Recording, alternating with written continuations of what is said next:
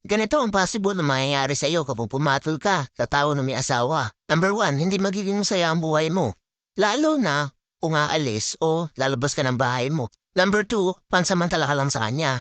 Kasi siyempre, di ba, hindi ka naman talaga magiging priority. Kasi may pamilya yung tao na pinatulan mo. Nandyan lang siya kapag kailangan ka niya. Pero pagkatapos nun, wala na, iiwan ka na ulit niya. At wala na ulit siyang pakialam sa'yo. Dahil siyempre, babalik siya dun sa kanyang tunay na asawa.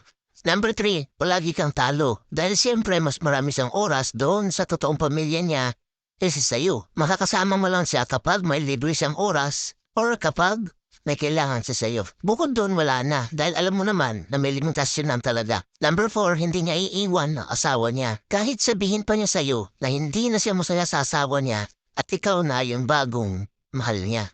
Tandaan mo na kapag puro salita lang, walang gawa. Wala yun. Number five, kapag binigay mo ang buong tiwala mo, kapag mamahal mo sa kanya, walang mangyayari sa iyo. Buksan mo pa rin yung puso mo para sa iba, para makamit mo pa rin yung tunay na kaligayahan na gusto mo.